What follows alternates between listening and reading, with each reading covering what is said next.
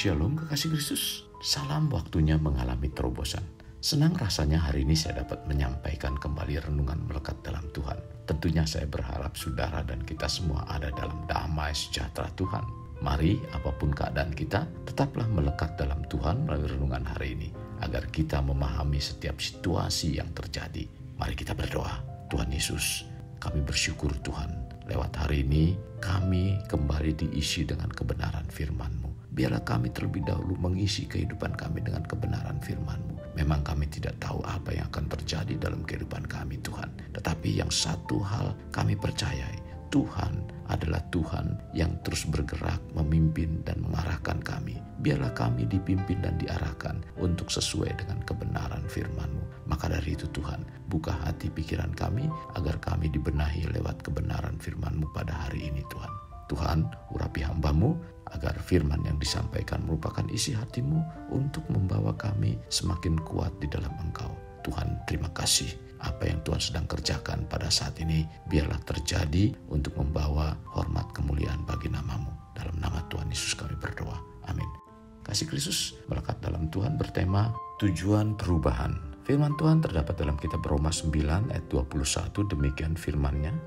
Apakah tukang periuk tidak mempunyai hak atas tanah liatnya, untuk membuat dari gumpalan yang sama suatu benda untuk dipakai guna tujuan yang mulia dan suatu benda lain untuk dipakai guna tujuan yang biasa? Setiap manusia butuh perubahan dalam hidup, baik dalam keluarga, pekerjaan maupun pelayanan. Tetapi yang terutama adalah perubahan oleh pembaharuan budi, sehingga kita dapat membedakan manakah kehendak Allah, apa yang baik, yang berkenan kepada Allah dan yang sempurna. Tercatat dalam Roma 12 ayat 2. Segala sesuatu di dunia ini tidak ada yang tidak berubah. Sekalipun semuanya berubah, tetapi Tuhan tetap sama. Ini merupakan rasa percaya bagi kita di tengah masa-masa kacau. Ketika kita masih tinggal di bumi, kita perlu menyesuaikan diri dengan bentuk yang telah Tuhan tentukan bagi dunia dan memahami bahwa kita akan mengalami musim-musim perubahan. Dalam Kejadian 8 ayat 22, selama bumi masih ada, tak akan berhenti musim menabur dan menuai, dingin dan panas, kemarau dan hujan, siang dan malam. Tujuan Tuhan terhadap perubahan agar terjadinya pertumbuhan dan regenerasi dari yang tidak baik berubah menjadi sesuatu yang baik. Jadi hidup menjadi seorang Kristen adalah meresponi Allah untuk hidup baru dengan melakukan perjuangan untuk mengalami perubahan. Perubahan yang dikehendaki Allah bukanlah dalam hal ekonomi, kesehatan, itu semua menjadi urutan kesekian. Perubahan yang Allah kehendaki adalah perubahan dalam moral, karakter, etika, dan kodrat atau sifat kita. Di mana dahulunya kita memiliki kodrat dosa menjadi seorang yang berkodrat ilahi. Sesungguhnya perubahan ini lebih berat perjuangannya dari perubahan yang lain. Maka jangan berpikir bahwa mencari uang itu lebih sulit daripada mencari Tuhan. Hal ini Tuhan sampaikan kepada orang-orang yang mengikuti Yesus. Tercatat di dalam Lukas 14 ayat 25 sampai dengan 35. Apa yang dimaksud mencari Tuhan lebih sulit? Karena tujuan perubahan yang Tuhan lakukan lebih mengarah pada tatanan dasar hidup. Perubahan seperti ini sesungguhnya lebih berat perjuangannya dibandingkan dengan perubahan lainnya. Perubahan dalam tatanan dasar hidup, perjuangannya ini lebih berat sehingga dapat dikategorikan sulit. Karena untuk merubah dasar hidup hanya pada Tuhan, dan dalam mencari Tuhan dan mengasihi harus lebih utama dari apapun, entah ikatan hubungan keluarga, bahkan nyawa sendiri. Tercatat dalam Lukas 26. Ayat ini memberikan pengertian dalam mengikuti Yesus. Kasih kepadanya harus nomor satu dari apapun juga. Kekasih, maksud kata membenci dalam Lukas 24 ayat 26, bukan Yesus mengajarkan kebencian kepada keluarga karena mengikut Dia, tetapi itu merupakan gaya bahasa yang dimaksudkan sebagai ungkapan perbandingan, yaitu mengasihi ... atau sesuatu lebih daripadaku. Ini pun dapat diartikan ketika kita ikut Yesus dan keluarga menentang dan membenci. Kita harus siap apapun risikonya bila tidak kita dianggap tidak layak. Perubahan mengalami perjuangan lebih berat dan dapat dikategorikan sulitnya dalam mencari Tuhan karena kita harus rela menderita pikul salib. Lukas 14 ayat 27. Pengertian pikul salib bahwa salib yang dimaksud oleh Yesus bukan membawa salib seperti sekarang ini, yaitu aksesoris yang manis dikalungkan di leher atau simbol gedung gereja. Bukan seperti itu. Jadi salib Kristus secara rohani merupakan lambang penderitaan, tercatat dalam 1 Petrus 2 ayat 21, pasal 4 ayat 13. Salib Kristus lambang kematian, Kisah Para Rasul 10 ayat 39. Lambang kehinaan, Ibrani 12 ayat 2. Lambang cemoohan, Matius 27 ayat 39. Serta penyangkalan diri dalam Matius 16 ayat 24. Yesus rela mengalami semua itu.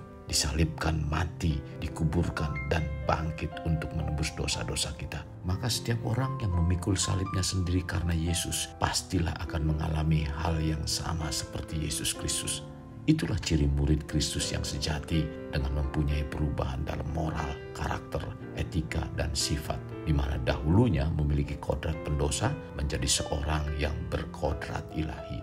Perubahan mengalami perjuangan lebih berat dan dikategorikan sulit dalam mencari Tuhan karena kita harus komitmen memberikan seluruh hidup. Mengikut Yesus harus mempertimbangkan secara matang terlebih dahulu sebelum memutuskan untuk mengikutinya. Kita dalam mengiring Yesus tidak hanya sekedar emosi sesaat, coba-coba atau ikut-ikutan. Karena untuk menjadi murid Yesus ada harga yang harus kita bayar. Dan harga yang dibayar dalam pengiringan pada Yesus dapat membawa hubungan keluarga terputus, pekerjaan hilang, kerugian materi, meninggalkan kenikmatan duniawi, bahkan dapat juga kehilangan nyawa. Beberapa kali Yesus bertemu dengan orang-orang yang mau mengikut Yesus tapi setengah hati, tidak memiliki komitmen untuk memberikan seluruh hidupnya kepada Yesus. Hatinya belum ikhlas untuk melepaskan miliknya, entah keluarga, tercatat dalam Lukas 9 ayat 59 sampai 61.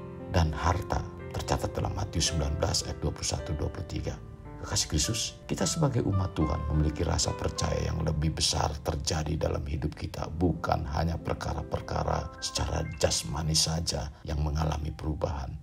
Memang mengalami perubahan semacam itu penting dan Tuhan pun berkehendak. Tetapi Tuhan lebih berkehendak agar kita menjadi murid yang sejati dengan memiliki sifat atau kodrat ilahi. Tuhan memanggil kita agar kita untuk menjadi terang. Apapun perubahan yang terjadi di dunia, kita harus dapat bersinar. Karena tujuan perubahan supaya segala sesuatunya baik. Demikian juga Tuhan yang telah mengubah kita dari gelap kepada terang, agar kita dapat menerangi yang gelap. Kasih Kristus, mari kita alami terobosan hidup. Untuk mengalaminya, mulailah dengan mengenal prinsip-prinsip kerajaan Allah serta menjadi warga kerajaan. Kita berdoa. Bapak Surgawi, terima kasih buat firman yang Kau sampaikan melalui renungan ini. Sungguh sangat memberkati kerohanian kami, supaya kami mengerti tujuan dari perubahan yang Tuhan hendak kerjakan dalam kehidupan kami, membawa kami menjadi pribadi-pribadi yang berkenan di hadapan-Mu, bahkan menjadikan kami seperti apa yang Kau kehendaki Tuhan, agar kami menjadi garam dan terang. Apapun proses dalam kehidupan kami untuk membawa satu perubahan atau berubah dalam kehidupan kami, sesungguhnya Engkau sedang memberikan atau melakukan satu pemprosesan agar kehidupan kami menjadi lebih baik.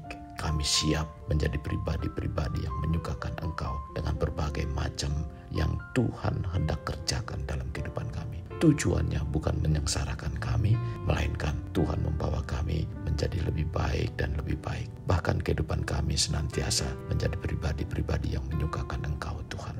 Terima kasih Tuhan Yesus. Sekali lagi kami mohon ketika proses itu datang dan melanda dalam kehidupan kami, mampukan kami untuk kami bisa menjalaninya dengan baik Tuhan. Kuatkan kami lewat Roh-Mu yang kudus. Tuntun setiap langkah kami. Tuhan, pimpin perkataan, pikiran, dan perbuatan agar nama Tuhan dipermuliakan dalam kehidupan kami. Terima kasih Tuhan Yesus. Terima kasih. Kami berdoa dalam nama Tuhan kami Yesus Kristus. Kami berdoa.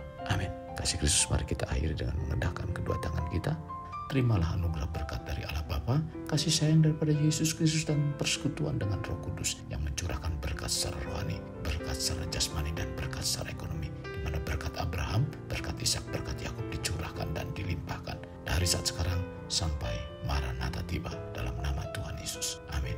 Sampai jumpa di renungan berikutnya. Tuhan Yesus memberkati.